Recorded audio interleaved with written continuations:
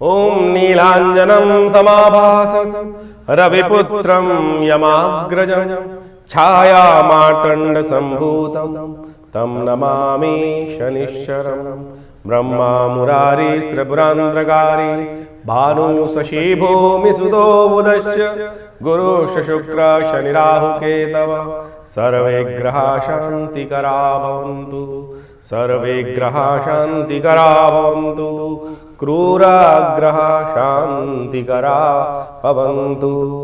नमस्कार, स्वागत है आपका आचार्य वाणी में। मैं आचार्य डॉक्टर विक्रमादित्य आपके साथ हूँ। आज का विषय है मिथुन राशि वालों के लिए शनि का जो ये परिवर्तन है, 30 साल बाद शनि महाराज आपकी राशि के दृष्टिकोण से जहां आने वाले हैं, दशम भाव में पदार्पण करने वाले हैं आपके लिए। और दशम भाव जोड़ा इंपॉर्टेंट भाव माना जाता है, कार्य सफलता का भाव माना जाता है। और दशम भाव में शनि की जो पदार्पण होने का योग है वो क्या करने वाला है, देखिए बहुत विचित्र समय आपके लिए शुरू होने वाला है। वैसे तो ज्योतिष के दृष्टिकोण से कहा जाता है कि दशम भाव और 11वां भाव शनि का अपना भाव है, कभी खराब नहीं करते हैं। लेकिन यहाँ पर एक समस्या दूसरी है। यहाँ एक समस्या यह है कि अब जो पदार्पण हो रहा है शनि का, वो हो रहा है बृहस्पति की राशि में। बृहस्पति और शनि का संबंध कभी अच्छा नहीं होता। शनि जब भी बृहस्पति के घर जाएंगे या बृहस्पति की दशा में शनि का अंतर आएगा या शनि की दशा में बृहस्पति का अंतर जाएगा, तो 2-2.5 साल का समय बहुत ही खराब होता है। ऐसे में विशेष तौर पर ध्यान रखने की आवश्यकता होती है। और आपके दशम भाव में जहां पदार्पण हो रहा है वो सम्मान का भाव है, नौकरी का भाव है, राज्य का भाव है, पॉलिटिकल भाव है, वो पिता का भाव है, सम्मान का भाव माना जाता है। और शनि वहां पर बृहस्पति की राशि में जाने के बाद उसको अहित करेंगे। कारण है उसका कि शनि महाराज एक बार कौन है? शनि महाराज दंडाधिकारी हैं, सूर्य पुत्र हैं, देवताओं में बड़ा महत्वपूर्ण स्थान रखते हैं। आज कुछ लोग शनि को नेगेटिव तरह से समझाने का बात करते हैं। शनि देवता हैं, राक्षस थोड़ी हैं। और गए गुरुदेव बृहस्पति के पास कि हमको दीक्षा दीजिए, आप हमारे गुरु बनिए। तो बृहस्पति ने कहा कि जब तक तुम सरल नहीं बनोगे तब तक मैं तुमको दीक्षित नहीं करूंगा। उस दिन से शनि और बृहस्पति की जो क्लैश हुआ वो अब तक चलता है। तो ऐसे में ध्यान रखने की आवश्यकता है कि यहाँ पर शनि को अपने ऊपर चढ़ने मत देना। शनि का नेगेटिव प्रभाव तभी आएगा आपके ऊपर जब तुम सरल नहीं बनोगे। तो सरलता बनने का प्रयास करना। शनि की दृष्टि बड़ी विचित्र पड़ने वाली है। शनि इस समय जो दृष्टि भाव डाल रहे हैं, कहाँ डाल रहे हैं साहब? दशम भाव में बैठकर आपके व्यवसाय, दशम दृष्टि पड़ रही है व्यवसाय पर, दशम स्थिति पड़ रही है आपके जीवन साथी पर। यानी बनते बनता है संबंधों को खराब कर सकते हैं, क्लैश दे सकते हैं जीवन साथी के साथ। जिनकी शादी पूरी पक्की हो गई है बिल्कुल, उसमें कहीं ना कहीं तुड़ाव ला सकते हैं, गलत जगह संबंध जुड़वा सकते हैं। शनि देख रहे हैं आपके चतुर्थ भाव को सप्तम दृष्टि से, और वो दृष्टि जो है वो पड़ती है सुख वाले भाव पर। और शनि की दृष्टि क्या होती है? शनि की हमेशा, शनि की अगर आप मूर्ति देखें तो होती है जमीन पे, हमेशा जमीन पे देखते हैं, ऊपर नहीं देखते, क्योंकि शनि की दृष्टि जहां भी पड़ेगी वहां उसको खत्म कर देगी। गणेश जी जब उत्पन्न हुए तो गणेश जी के दर्शन करने समस्त देवता गए, तो शनि महाराज भी गए, लेकिन वह देख नहीं रहे थे। सब देवताओं ने कहा, महाराज दर्शन करने आए हो, दर्शन भी कर लो। बोले नहीं, मेरी दृष्टि बड़ी खराब है। सबके कहने पर उन्होंने देखा और घटना घटी। आगे जाकर कालांतर में गणेश जी की गर्दन भी नहीं बच पाई। तो समझे शनि की दृष्टि कैसी हो। तो आपकी शनि की दृष्टि पड़ रही है कहां पर? आपके चतुर्थ सुख पर पड़ रही है। ध्यान रखना भाई, शनि को चढ़ने मत देना अपने ऊपर। शनि को चढ़े बैठे हो। शनि क्या प्रतीक है? आलस्य का। शनि प्रतीक है जिद का। शनि प्रतीक है ढीले ढीले का, रगड़ के चलने का। तो ऐसे में ध्यान रखो। शनि का अगर नेगेटिव प्रभाव दूर करना चाहते हो, आमतौर पे देखना, जो शनि का जिसके ऊपर नेगेटिव प्रभाव चल रहा होता है उसकी चाल बड़ी बेढंगी होती है। चलते हुए चप चप चप चप आवाज आती है पैर की, घिस के चलता है पैर। तो शनि ये चढ़ गया, समझ लो शनि चढ़ा हुआ है उसके ऊपर। शनि को ठीक करना चाहते हो, चुस्त हो जाओ। शनि रहे हो तो योगरत हो जाओ, पैर उठा के चलो। ये छोटा सा उपाय हम आपको समझाने का प्रयास कर रहे हैं। शनि की कृपा यदि चाहते हो, शनि का नेगेटिव प्रभाव हटाना चाहते हो, तो हनुमान जी का सानिध्य, क्योंकि हनुमान जी को आशीर्वाद है, शनि ने दिया कि जो आपका भक्त होगा उस पर कभी नेगेटिव प्रभाव नहीं दूंगा। दशरथ की शनि स्तोत्र का पाठ कर लो, शनि का नेगेटिव प्रभाव समाप्त हो जाएगा। और नहीं मानोगे तो फिर शनि आ गया है, पदार्पण तैयार है। और ये 2.5 साल तक कहाँ करने वाला है, ध्यान रखना। नुकसान नहीं होने देगा। शनि की दृष्टि है कि आपके 12वें भाव पे बढ़ रही है, वो नुकसान नहीं होने देगा। आप स्वयं यदि शनि बन जाओगे तो फिर कौन क्या बिगाड़ सकता है। कार्य नहीं करोगे, सोचेंगे करेंगे, करने वाली स्थिति बन जाओगे तो फिर कहाँ होगा। शनि की दृष्टि को बचा समझते हुए कार्य करने का। ज्योतिष यही समझाती है कि हम समझें कि हमारा समय क्या चल रहा है, कहां अच्छा कहां खराब। नुकसान नहीं कर रहा है शनि, आप स्वयं स्थितियों को डिले कर रहे हो। सुख ही आपकी दृष्टि जो है, शनि बने बैठे हो तो फिर क्या होगा? तो यानी माता का सम्मान, पिता का सम्मान, खासतौर पे ध्यान रखना, आशीर्वाद नित्यपति। यदि ये आशीर्वाद ले लिया तो हम समझ लो कि शनि महाराज आपके वारे न्यारे कर सकते हैं। बहुत बढ़िया। शनि आपकी गारंटी दे रहा है, यह हम आपको बता रहे हैं, शनि गारंटी दे रहा है कि खासतौर पे ये से समय है, यदि आप हर तीसरा दिन बदलेगा, कभी एक ग्राफ ऐसा नहीं चलने वाला। ये शनि का जो प्रभाव है, आज खराब है तो कल शनि ठीक होने के योग बनाएगा। ये ग्रह प्रभाव है शनि का। दशम भाव में शनि के जब भी प्रभाव होता है तो वो हमेशा ग्राफ को ऊपर नीचे करता है, हर तीसरे दिन परिस्थितियों को बदलने का योग बनाता है। तो ये बदलने का योग डेफिनेटली आपके लिए दे रहा है। तो आप विशेष तौर पर मिथुन राशि वालों इस बात का खास तौर पर ध्यान रखते हुए कार्य करो कि ये जो ग्रह योग आपके लिए बना हुआ है, व्यवसाय में लाभ की स्थिति बना सकता है। मैं गारंटी ले रहा हूं, हम गारंटी लेते हैं, यदि आपने इन शनियों को जो हमने उपाय बताया वो कर लिया तो व्यवसाय में लाभ की स्थिति बना देगा शनि महाराज आपके लिए। नए कारोबार में भी उन्नति देने के योग बना देगा। और साथ साथ शनि जहां बैठा हुआ है ना, पद प्रतिष्ठा से वंचित नहीं करेगा, पद प्रतिष्ठा भी दे देगा। तो हनुमान जी को नित्य प्रति सानिध्य दो, शनि का रक्षा कवच धारण करने का प्रयास करो। ये छोटे छोटे उपाय यदि आपने जीवन में उतारने का प्रयास कर लिया तो खासतौर पर शनि का लाभ आपके लिए हो। खासतौर पर ध्यान रखना, जो अपने उम्र के लिए खासतौर पर ध्यान रखिए किन किन को लाभ होने के योग बनेंगे। जो विशेष तौर पर अपनी उम्र के तीसरे साल में है, 9वें साल में है, 15वें साल में है, 21वें साल में है, 27वें साल में है, 23वें साल में, 33वें साल में है, 39वें साल में है, 45वें साल में, 51वें साल में है, 63वें साल में, 57वें साल में है, 69 ईयर्स के हैं या 75 साल के हैं, तो आप मान लीजिए उनके लिए शनि का उत्तम फल होगा।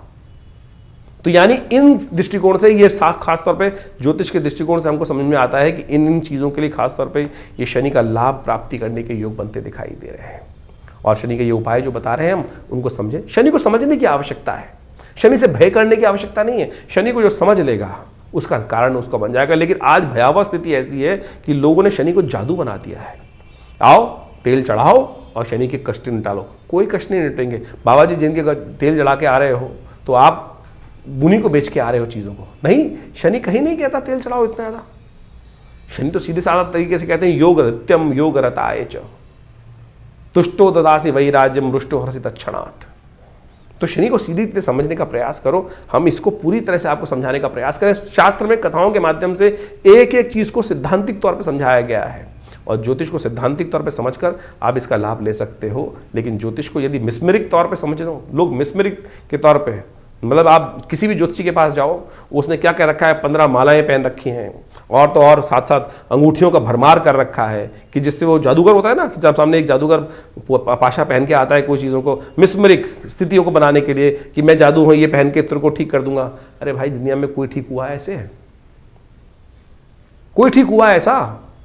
तो आप समझो मिथुन राशि वालों, लोगों को अपनी भावनाओं के साथ खेलने मत दो, चीज़ों को समझो, कॉन्सेप्ट समझोगे तब बहुत बढ़िया से होगा। नहीं तो दुनिया में तो हर शाख पे कौन बैठा है, आप ध्यान रखते हुए कार्य कर लें। अभी हम आपको समझाते हैं कि कौन कौन से उपाय कैसे करने चाहिए आपको। देखिए, सबसे पहले हमें समझने की आवश्यकता यह है शनि और बृहस्पति का संबंध क्या है। शनि सूर्य पुत्र हैं और सूर्य देवताओं में सबसे श्रेष्ठ माने जाते हैं, साक्षात नारायण के अवतार माने जाते हैं। वहीं बृहस्पति जो हैं देवगुरु माने जाते हैं। कहा जाता है शास्त्र के दृष्टिकोण से अनेक कथाओं के माध्यम से इन संबंधों को समझने में, वैसे ज्योतिष के दृष्टिकोण से शनि और बृहस्पति का संबंध आपस में बहुत अच्छा नहीं। कारण क्या है? कारण ये है कि एक बार शनि महाराज जो बड़े कठोर हैं, वो हैं तो आध्यात्मिक साक्षात देवता ही माने जाते हैं। बहुत सारे लोग इनको संज्ञा दे देते हैं कि राक्षस, अरे साक्षात देव हैं शनि महाराज, न्याय अधिकारी हैं, न्याय के अनुसार से कार्य करने वाले हैं, दंडाधिकारी हैं।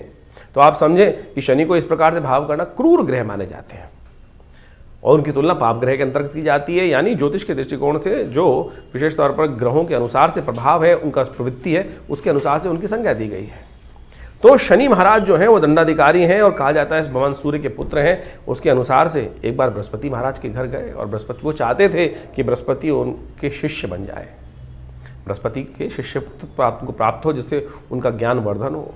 लेकिन क्योंकि शनि महाराज की उनके पिता सूर्य के साथ बहुत अच्छी बनती नहीं है, कहा जाता है कि आपस में जो बहुत संबंध मधुर नहीं है, इसी कारण से बृहस्पति महाराज ने उनकी कठोरता को कम करने की बात कही और जब तक ये बात ना हो कि आपस में संबंध ठीक ना हो, तब तक शिष्यत्व उनका स्वीकार मना कर दिया कि हम आपको शिष्य की दीक्षा नहीं देंगे।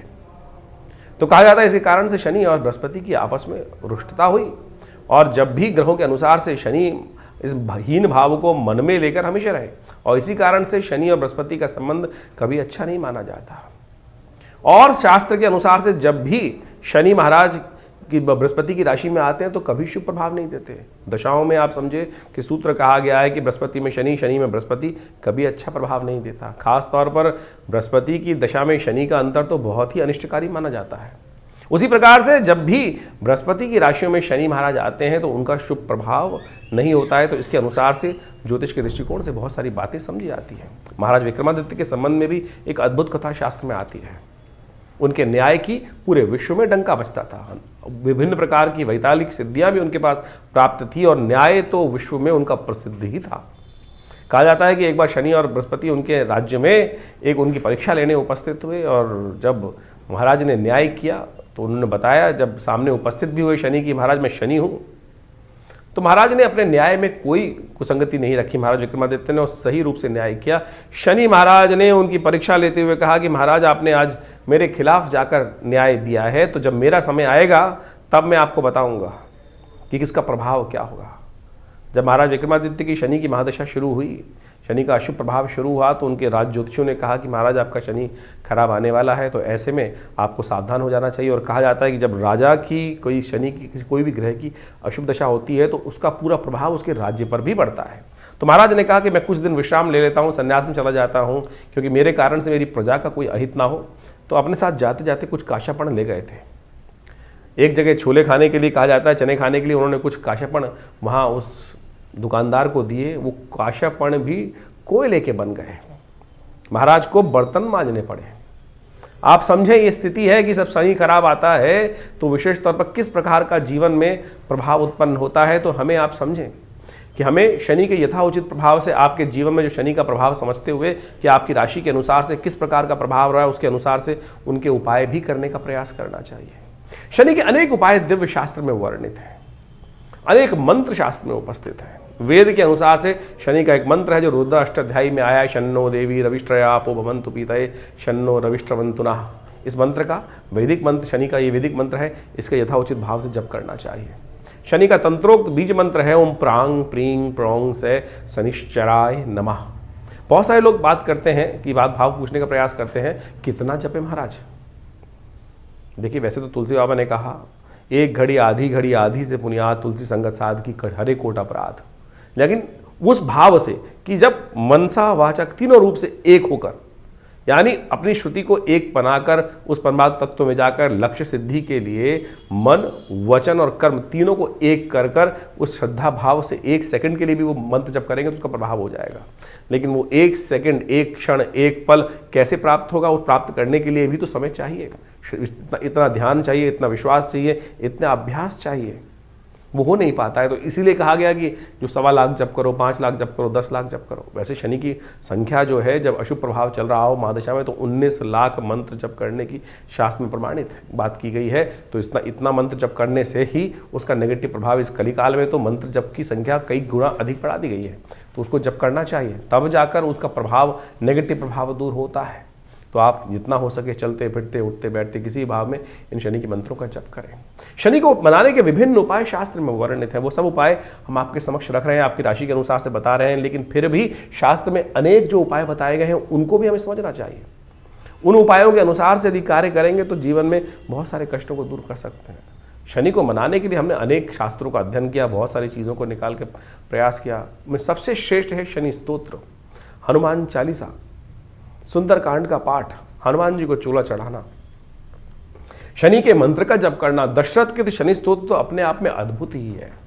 वो दशरथ कृत शनि स्तोत्र किस प्रकार से पाठ किया जाता है उसको हम करके दिखा देते हैं आपको। कहा जाता है कि महाराज दशरथ जो हैं वो देवासुर संग्राम में जब जा रहे थे तो रास्ते में शनि के दर्शन हुए, और उस समय उन्होंने शनि के दर्शन का लाभ लेते हुए, क्या होता है आमतौर पर जब शनि महाराज कहीं रास्ते में किसी के पड़ते हैं तो कुछ रास्ते में क्या होता है लोग रास्ता बदल देते हैं, लेकिन महाराज दशरथ ने उस वक्त महाराज शनि की प्रार्थना करिए। और दशरथ कृत शनि स्तोत्र शास्त्र में वर्णित है, यदि उसका नित्य प्रति आप एक बार भी पाठ कर लेंगे, यह हमने अपने अनुभव से देखा कि यदि एक बार भी उसका पाठ कर लिया जाएगा तो कैसे भी शनि की महादशा का अशुभ प्रभाव हो वो जीवन से दूर हो जाता है। शनि स्तोत्र इस प्रकार से है।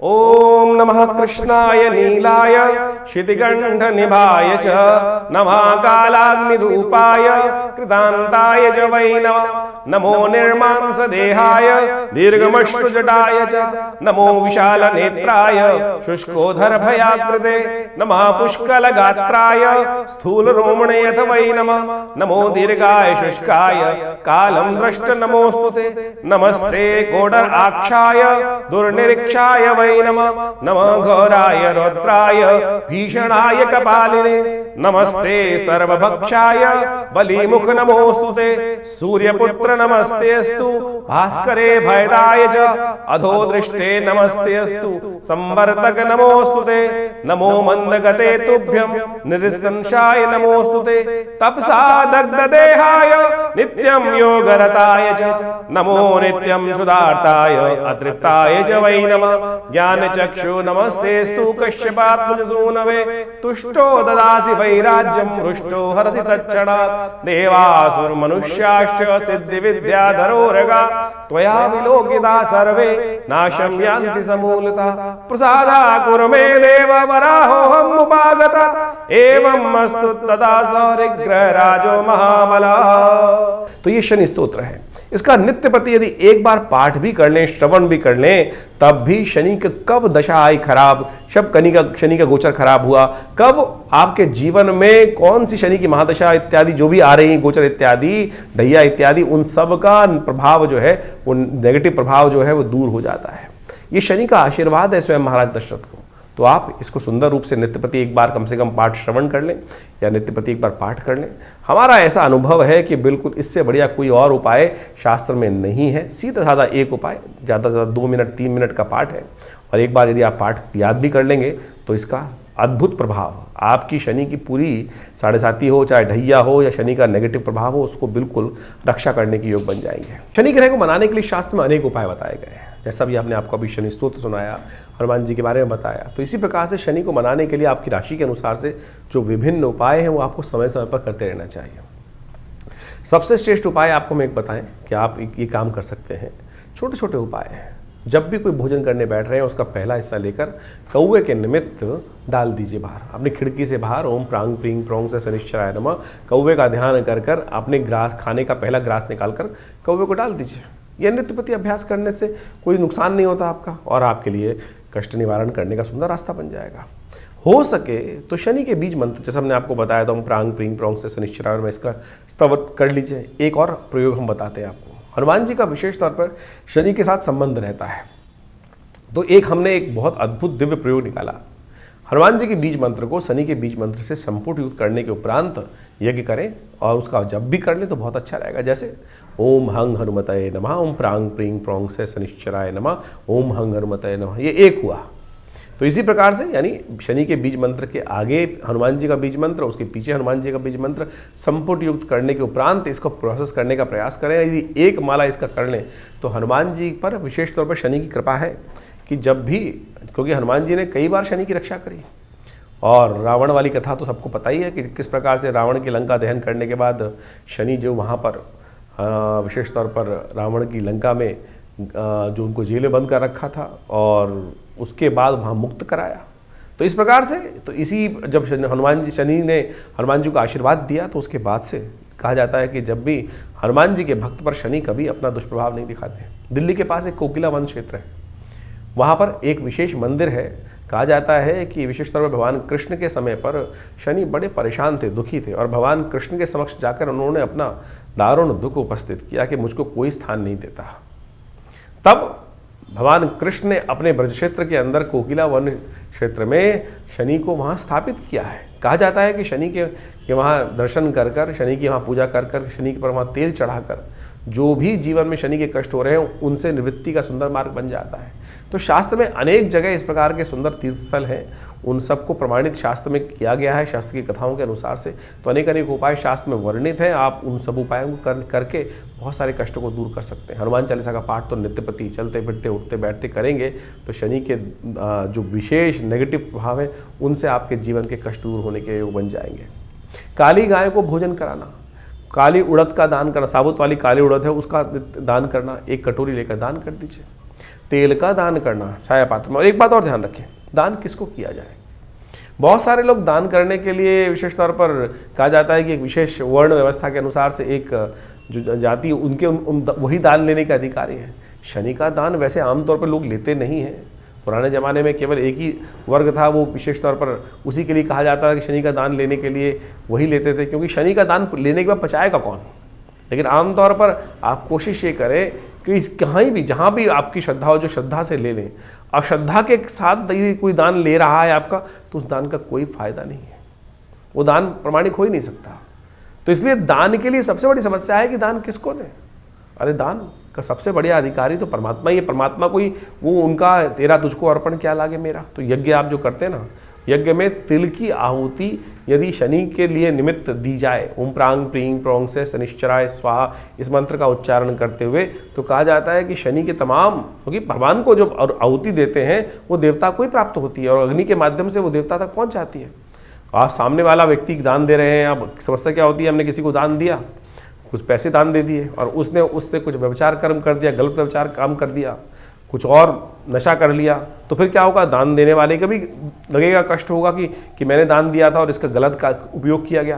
तो ऐसे में हमें ध्यान रखना चाहिए। तो सबसे श्रेष्ठ जो हमारे शास्त्र में कहा गया है कि देवता के निमित्त यज्ञ करें। यज्ञ में तिल का संबंध शनि के साथ बहुत बढ़िया से कहा जाता है और काले तिलों का के द्वारा शनि के निमित्त जो आहुति प्रदान करेंगे इस प्रकार से, इस मुद्रा के द्वारा। शनि की विशेष तौर पर एक मुद्रा भी है, यहाँ बताना प्रयास करते हैं हम। शनि का जो भी मंत्र जप करें या शनि आपकी कुंडली में नेगेटिव प्रभाव कर रहा है तो उस समय इस मुद्रा का अभ्यास करें। ये सबसे बड़ी आकाश मुद्रा जो है, सबसे ये उंगली आपके हाथ में जो उंगलियां हैं, ये बृहस्पति की उंगली है, शनि की उंगली है। शनि की उंगली को अंगुष्ठ के अग्रभाग से जोड़ देने से ये आकाश मुद्रा बन जाती है। शनि के तमाम मंत्रों का जप करते हुए इसी मुद्रा का अभ्यास करना चाहिए। शनि की आहुति भी इसी मुद्रा से देने का प्रयास करना चाहिए। और हमारे विशेष हमने विवेकानंद योगाश्रम में तो इस प्रकार के आयोजन समय समय पर करते ही हैं। अभी शनि जयंती आएगी और शनि जयंती पर हमने 100 पाठ हनुमान चालीसा के रखे हुए हैं। बड़ी विचित्र स्थिति है, लोगों ने ऐसी स्थिति बना दी शनि के नाम पर तेल दान करने के लिए 100 तेल के टीन दान करवा दिए जाते हैं और उसको जमीन में डाल दिया जाता है। ऐसी क्या फायदा शास्त्र के अनुसार से? शास्त्र में इस प्रकार की चीज़ें वर्णित नहीं है। दान करने के बाद उसको कहीं ना कहीं उपयोग होना चाहिए चीज़। बड़े बड़े मंदिर बना रखे हैं लोगों ने कहीं विभिन्न जगहों में, और उनसे पूछा जाए तेल का क्या करते हो तो कई जगह कहा जाता है कि वो तेल हम ज़मीन में डाल देते हैं। अगर ज़मीन में भी डाल रहे हैं वो तेल बोरिंग कर तो ज़मीन को आप खराब कर रहे हैं। तो शास्त्र में इस प्रकार की कहीं भी कोई स्थिति वर्णित नहीं है, जो तथाकथित तौर पर आज लोगों को मूर्ख बनाने के लिए ये व्यवस्थाएं बनाई जा रही हैं। आप दान करते हैं तो उसका कहीं ना कहीं उपयोग होना चाहिए, श्रद्धा के साथ करने का प्रयास कीजिए। तो हमने आपके समक्ष बात रखी। तो ये सीधे साधे उपाय, जैसे ये आकाश मुद्रा है, इसका नित्य प्रति अभ्यास कीजिए। शनि का कैसे भी नेगेटिव प्रभाव होगा बिल्कुल ठीक होने के रास्ते पड़ेंगे। तो अभी हमने आपकी राशि के अनुसार से विभिन्न प्रकार की कथाओं के माध्यम से इस बात को आपके समक्ष रखा है। तो कोशिश करें इन छोटे छोटे उपायों को अवश्य करने का प्रयास करें। धीरे धीरे आपके जीवन से कष्ट दूर होगा। शनि जब बहुत परेशान कर रहे हो तो तुलादान सबसे श्रेष्ठ है। अपने वजन के बराबर सतनाजे का दान लेकर, 7 अन्न उसमें काला उड़द जरूर होना चाहिए, गरीबों को दान कर दीजिए। कहा जाता है शरीर रक्षा के लिए और शनि के विभिन्न नेगेटिव प्रभावों को दूर करने के लिए दान सबसे बढ़िया और श्रेष्ठ माना जाता है। तो इसको करने का प्रयास कीजिए। तो देखिए धीरे धीरे इन सब चीज़ों को करेंगे तो आपके लिए अच्छा योग बनेगा, कष्ट निवारण का योग बनेगा। और विशेष तौर पर अपनी जन्मपत्री का अच्छे शोध करा लें कि क्या आवश्यकता है। हर राशि के अनुसार से, हर जीवन के अनुसार से आपकी जन्मपत्री में क्या मुख्य कारण बना हुआ है, किसके कारण से जीवन की समस्याएं आ रही हैं। आप जो वस्त्र धारण करते हैं उसका भी प्रभाव है। आप किनके लिए, जो आप ये बात समझने की आवश्यकता है कि जो हम वस्त्र धारण कर रहे हैं किनके लिए लकी है, किनके लिए अनलकी है। सारी चीज़ें एक ही व्यक्ति के लिए लकी नहीं हो सकता है, भाग्यशाली नहीं हो सकता है। किसी के लिए कोई मार्ग भाग्यशाली है, किसी के लिए कोई मार्ग भाग्यशाली है। उसके लिए पूरी तरह से शोध की आवश्यकता है। आपकी जन्मपत्री को अच्छे से विश्लेषण कर कर, चीज़ों को ग्रह योगायोग देख कर कि कौन सा चीज़ आपके लिए अच्छी दिखाई देती है, कौन से रंग के वस्त्र आपको पहनने चाहिए, कब पहनने चाहिए, कब नहीं पहनने चाहिए, तो ये सब शास्त्र में वर्णित है ये सब चीज़ें। और उसके अनुसार से जो ज्योतिषीगण हैं उन सब का अध्ययन कर कर आपको हम मार्ग बताने का प्रयास करते हैं। आशा करते हैं इन सब चीज़ों को समझेंगे और ज्योतिष की और बहुत सारी बातें हैं उनको धीरे धीरे अपने जीवन में उतारने का प्रयास करें तो लाभ होगा। तो ये शनि का जो विशेष प्रभाव है आपकी राशि के अनुसार से हमने आपको समझाने का प्रयास किया। देखिए, ग्रहों का प्रभाव वास्तविक तौर पर पूरे विश्व में पड़ता है और ग्रहों के प्रभाव को यदि समझ लिया जाए तो उसके अनुसार से हम अनेक उपाय विधि के अनुसार से जिसका जैसी श्रद्धा होगी वैसा उपाय वो बताएगा। जैसे किसी को अगर आप समझें, किसी को आयुर्वेद में ज़्यादा महारत हासिल है तो उसको आयुर्वेद के ही उपाय दिखाई देंगे। किसी को वास्तविक तौर पर एलोपैथिक की अच्छी महारत है तो उसको एलोपैथिक के ही सब उपाय समझ में आएंगे। किसी को होम्योपैथिक के उपाय है तो उसको होम्योपैथिक की दवाइयाँ ही समझ में आएंगी और उसने उसका प्रभाव देखा है, उसके अनुसार ही वो लोगों के समक्ष रखेगा और उसका प्रभाव एनालाइज कर कर लोगों के ऊपर आता भी है। तो इस बात को हमें समझना चाहिए। तो ज्योतिष के अनुसार से, हमारे अध्ययन के अनुसार से हमने जितने उपाय शास्त्र में जहाँ जहाँ जिस प्रकार से हमने करके देखे, पिछले करीब अनेक वर्षों से बहुत सारे जो लोग आते हैं उनके ऊपर देखा, अपने ऊपर देखा, अपने परिवार के ऊपर देखा, समस्त समाज के ऊपर देखा, तो हमने वही उपाय आपके समक्ष रखे हैं। इसके अलावा भी हज़ारों प्रकार के उपाय हैं, लेकिन उपाय विशेष तौर पर इस प्रकार से करने चाहिए कि जिससे मन दुखी ना हो, कि संसार में किसी को उसका नेगेटिव प्रभाव ना उपस्थित हो। ऐसा समझे कि ज्योतिष के दृष्टिकोण से परमात्मा, हमारे ऋषि मुनियों ने कोई ऐसा उपाय लाखों रुपए खर्च करने वाले उपाय तो नहीं बताए। सीधे साधे जो उपाय हैं, भगवान का स्तवन, थोड़ा मोटा दान, जो आपकी सामर्थ्य के अनुसार से यदि आप करेंगे तो सत्य मानिए कि उससे परिवर्तन आने का योग बनेगा। इसको ऐसा कतई ना समझें कि इसको उपाय करने के लिए हमको इतना महंगा खर्चा करने वाला उपाय करना है, मेरे पास पैसे नहीं है, उधार लेकर पैसे लाऊं और उससे उस उपाय को करूं और उसके बाद फिर अपने जीवन को, कष्ट को दूर करने के लिए वो कार्य करूं, तो वो उपाय नहीं हुआ भाई। तो शास्त्र में ऐसे उपायों को स्थान दिया ही नहीं गया है। अपनी सामर्थ्य के अनुसार से, अपने पुरुषार्थ के अनुसार से जो कुछ हम दान पुण्य इत्यादि, भगवान का स्तवन पूजन इत्यादि कर कर अपने जीवन के कष्टों को दूर करने का मार्ग बनाते हैं, वही शास्त्र में प्रमाणित किए गए हैं। अनेक अनेक पुराण, अनेक अनेक ग्रंथ, उन सब में अनेक उपाय मंत्र के माध्यम से, दान के माध्यम से, स्नान के माध्यम से शास्त्र में वर्णित हैं और उन सबको हमने आपके समक्ष यथाउचित भाव से रखने का प्रयास किया। शास्त्र में विभिन्न कथाएं भी हैं। बहुत सारे लोग इस बात को बताने का, समझाने का बहुत सारे मैसेज भेजते हैं कि भाई आप कथाएं क्यों सुनाते हैं। अरे भाई, शास्त्र में कथाएं हैं तो उससे विश्वास जागता है। यदि विश्वास ही नहीं होगा तो कैसे कार्य करोगे। और पौराणिक कथाओं को, उसके लिए विशेष तौर पर शास्त्र में जो चीज़ें वर्णित है उससे हमारे मति के भ्रम दूर होते हैं। नहीं तो व्यक्ति को कैसे कह दोगे कि मतलब ऐसे कर लो, ऐसे कर लो, ऐसे कर लो, तो उससे क्या होगा, वो कहेगा कुछ होता ही नहीं है। तो उस पर विश्वास जगाने के लिए, समझ जगाने के लिए इस तमाम कथाओं को यहाँ उपस्थित करना परम आवश्यक है और वही हम करते हैं। इसके अनुसार भी गोचर का प्रभाव तो आप देखते ही हैं, जो राशि के अनुसार से हम बताते हैं। बहुत सारे लोगों का मत ये होता है कि राशि के अनुसार से आप बताते जो हैं वो संसार के समस्त 12 कैटेगरी में ही बढ़ सकता है। देखिए, गोचर का प्रभाव तो राशि के अनुसार से ही बताया जाएगा और अनेक अनेक सिद्धांत हैं, या तो राशि के अनुसार से या लग्न के अनुसार से उसको पढ़ा जा सकता है। अब जो हम लोग जर्नल वे में यहाँ समझाने के उपस्थित कर रहे हैं, प्रयास कर रहे हैं, वो राशि के अनुसार ही गोचर का, इंडिविजुअल जन्मपत्री को आप यहाँ सोशल मीडिया लेवल पर नहीं डिस्कस कर सकते हैं। उसके लिए तो आपके अपनी एक समय चाहिए, व्यवस्था चाहिए और टाइम चाहिए, उसके अनुसार से आप समझने का प्रयास करें। लेकिन फिर भी गोचर का प्रभाव तो जर्नल है और उसको उसके अनुसार से समझा जा सकता है और वो उसमें कहीं कोई गलत बात नहीं है। तो उसको आप समझें, उसका प्रभाव अपने अनुसार से उस चीज़ को समझेंगे तो देखिएगा परिवर्तन का योग अच्छे से बना सकते हैं आप। ये उपाय जितने हमने बताए इसका अवश्य प्रयास कीजिए। हाँ, जो उपाय मंत्र संस्कृत के हैं उनका संस्कृत का उच्चारण बिल्कुल ठीक से करने का प्रयास करना चाहिए, तो ही उसका पूर्ण प्रभाव प्राप्त होगा। केवल हम कहें कि हमें संस्कृत मुश्किल है, संस्कृत तो सबसे आसान भाषा है और उसका शब्द का उच्चारण यदि सही से करोगे तभी वातावरण में उसका प्रभाव उपस्थित होगा। वो वातावरण में जो कंपन होगा उस मंत्र के उच्चारण से, उसके शब्द के उच्चारण से, उसी से उसका प्रभाव वास्तविक तौर पर समझा जा सकता है। ज्योतिष को वास्तविक तौर पर जीवन में उतारने के लिए बहुत सारे आयाम हैं। आपकी जन्मपत्री, आपके हाथ की रेखा, आपके शरीर विज्ञान के अनुसार से शरीर में कौन कौन से जो चिन्ह हैं उनका क्या प्रभाव है, उनके अनुसार से शुभ हैं या अशुभ हैं, आपकी जन्मपत्री में आने वाले योग हैं कब फलीभूत होंगे। अब हजारों व्यक्तियों कुंडली में विभिन्न प्रकार के राजयोग हैं, उन राजयोगों को कब फलीभूत होने का समय है, वो दरिद्र योग कब परेशान कर सकते हैं, कुंडली में बैठा हुआ योग कब आपके जीवन में फलीभूत होगा, इन सब चीजों को अध्ययन करने की आवश्यकता है। और देश काल परिस्थिति दशा महादशा अंतरदशा प्रत्युत्तर दशा ग्रहों के इंटरनल कुंडलियां, उन सबको समझकर हम उन सब चीजों को प्रभाव को सही रूप से समझ सकते हैं और आपके समक्ष उनके ज्योतिष के चमत्कार को आप स्वयं देख सकते हैं। तो आप आइए विवेकानंद योगाश्रम में। ये शोध संस्थान हमारे पिता आचार्य श्री केशव देव जी महाराज के द्वारा आज से करीब 60-70 साल पहले बनाया गया और वहाँ आज भी उसी परंपरा के अनुसार से, वैदिक परंपरा के अनुसार से समस्त कार्य यज्ञ इत्यादि किए जाते हैं। आश्रम में बहुत बड़ी गौशाला है, साथ में माँ भगवती का बहुत दिव्य मंदिर है, जो मूर्ति 1947 में 1947 में मुल्तान पाकिस्तान से एक व्यक्ति लेकर आया और आज वो दिव्य प्रतिमा माँ भगवती दुर्गा शेरावाली की प्रतिमा आश्रम में प्रतिष्ठित है। चमत्कारिक प्रतिमा है। जो जो उनके सानिध्य में बैठकर यज्ञ करते हैं, उनकी आराधना करते हैं, नवरात्र में और अष्टमी के दिन, नवमी के दिन, चतुर्दशी के दिन भगवती के समक्ष बैठ के यज्ञ करते हैं, तो उन सब की मनोकामनाएं सिद्धि होने के अद्भुत योग बनते हैं। ये हमारा अनुभव है। जैसी भी जीवन के कष्टों से दूर होने का रास्ता प्रशस्त हो जाता है। तो आप आइए विवेकानंद योगाश्रम में अपने निजी जो भी विचार विमर्श करने के लिए उस संबंध में भी आश्रम पर आकर आप संबंध स्थापित कर सकते हैं। हमारी वेबसाइट है acharyvikramaditya.com, आचार्यवाणी चैनल है और दिल्ली में एक बहुत बड़ा योग प्राकृतिक चिकित्सा आयुर्वेद का हॉस्पिटल भी है और वहाँ पर पूरा अभी हम बहुत जल्दी ही एलोपैथिक हॉस्पिटल का भी निर्माण करने जा रहे हैं। आप सबके सहयोग से इन समस्त भारतीय पराविद्याओं का शोध कर बहुत सारे संस्थान में बहुत सारी करीब 50 से ऊपर विभिन्न पुस्तकें आश्रम के द्वारा प्रकाशित की गई हैं। मुद्राओं के द्वारा कैसे विभिन्न रोग ठीक कर सकते हैं, हमने इस कार्यक्रम में आपको मुद्रा भी बताई कि शनि की मुद्रा को, शनि के नेगेटिव प्रभाव को ठीक करने के लिए कौन सी मुद्रा आपको कर लेनी चाहिए। तो इस प्रकार के तमाम जो भी कार्य है आश्रम के द्वारा किए जा रहे हैं, बहुत सारे संस्थान कार्य किए जा रहे हैं। आप भी हर रविवार को यज्ञ में आ सकते हैं। सुबह 8 बजे से लेकर 10 बजे तक ये यज्ञ का कार्यक्रम होता है, भंडारा होता है।